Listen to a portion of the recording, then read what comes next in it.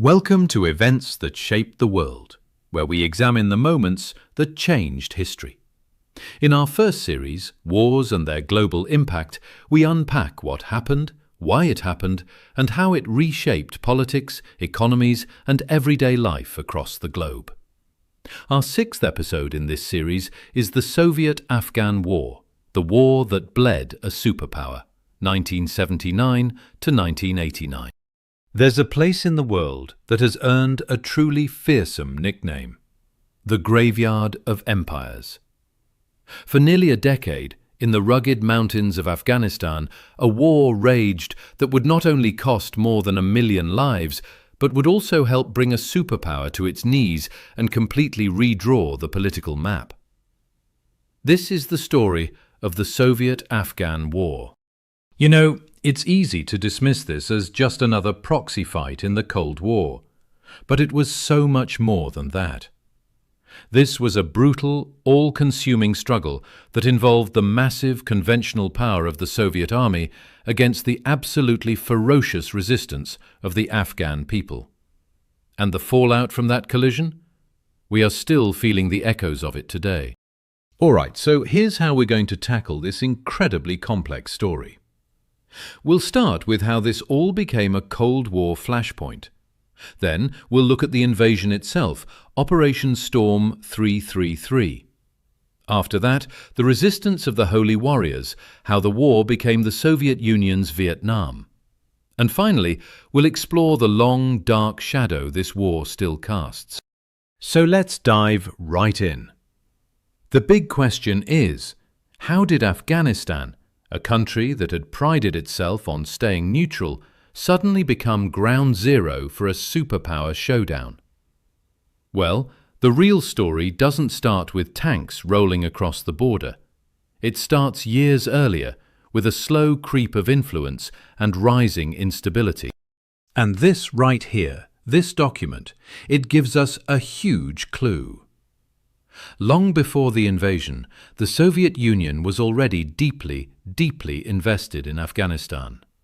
We're talking over $1.3 billion in aid between 1954 and 1978. Moscow was methodically turning its neighbor into a dependent, a key piece of its strategic backyard. Then, in April 1978, the whole situation just exploded. A violent coup, known as the Saur Revolution, put a hardline pro-Soviet government in power.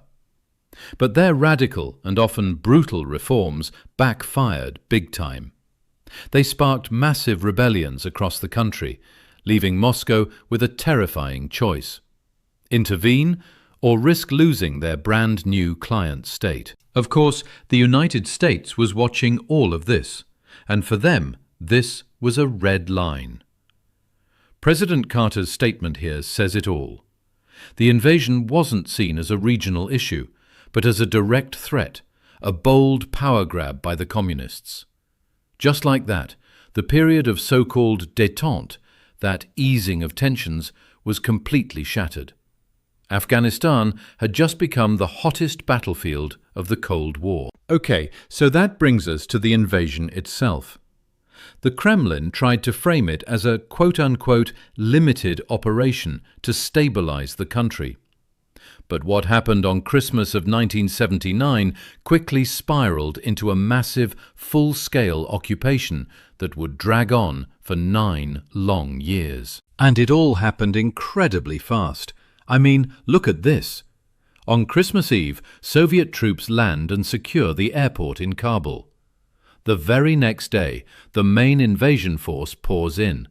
And just 2 days after that, elite KGB special forces storm the presidential palace, kill the president, and install their own guy. In a matter of days, Moscow had total control of the capital. Or so they thought. Like, comment, share, and subscribe to my channel for more videos like this to refresh your memories on the events that shaped the world.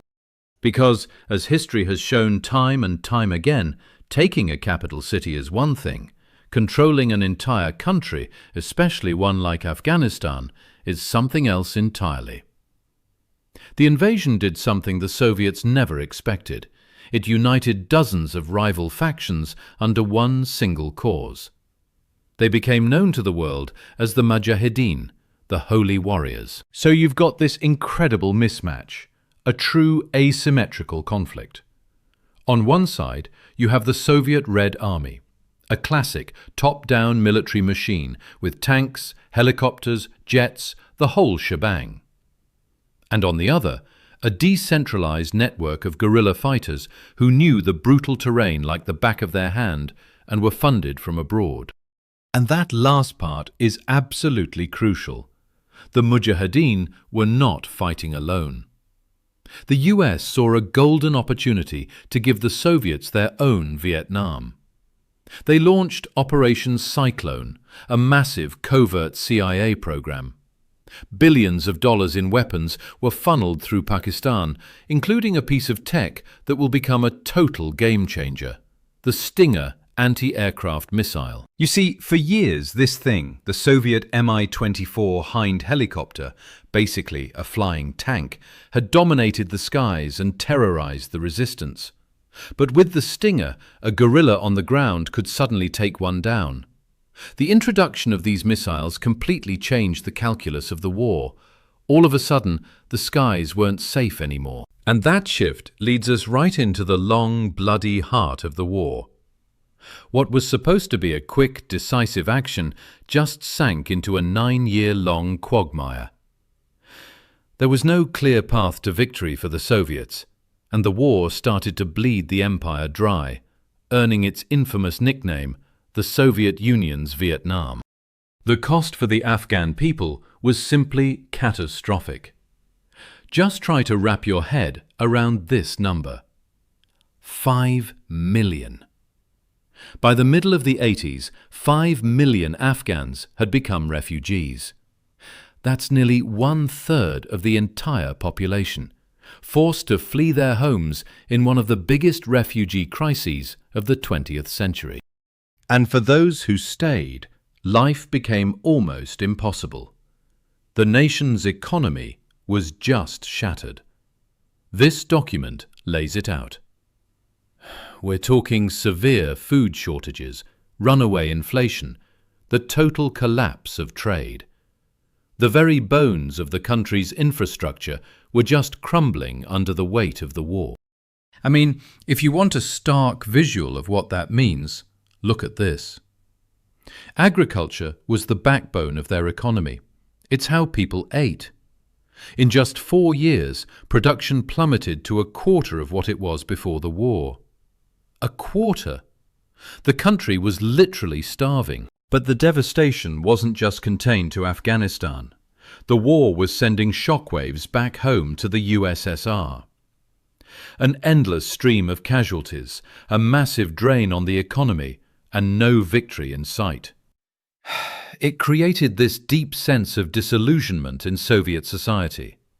And that discontent, you can hear it in this quote, helped fuel the calls for the sweeping reforms of perestroika under Gorbachev. By 1985, the new Soviet leader, Mikhail Gorbachev, knew the war was an unwinnable disaster that was crippling his country. He started looking for a way out. This led to the Geneva Accords in 1988. And finally, on February 15, 1989, the last Soviet soldier officially walked back across the Friendship Bridge. After 9 years, the occupation was over. A stunning defeat for a superpower. Like, comment, share and subscribe to my channel for more videos like this to refresh your memories on the events that shaped the world. But if you think the story ends there, you're wrong. The Soviet withdrawal didn't bring peace. In fact, it just opened the door to an even darker chapter for Afghanistan. A superpower had left, and all that was left behind was a massive power vacuum, ready to be filled by chaos. And here's the tragic irony. With their common enemy gone, the victorious Mujahideen factions immediately turned their guns on each other. The country plunged into a horrific civil war.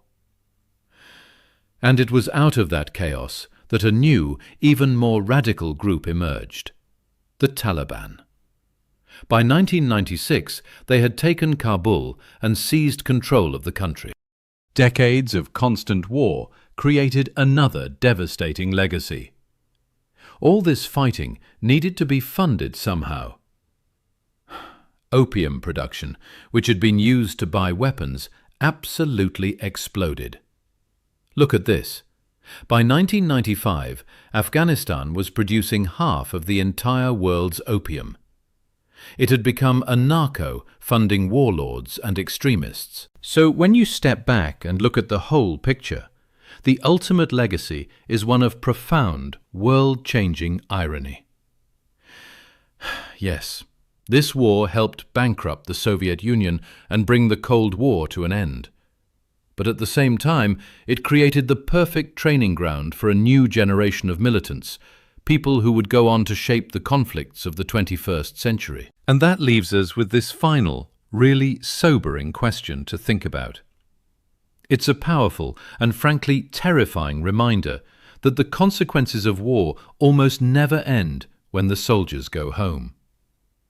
They echo for generations, creating new problems, new conflicts in ways no one could ever have predicted. Hope you enjoyed today's episode.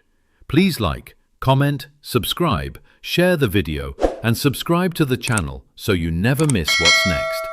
Thanks for watching, and I'll see you in the next one.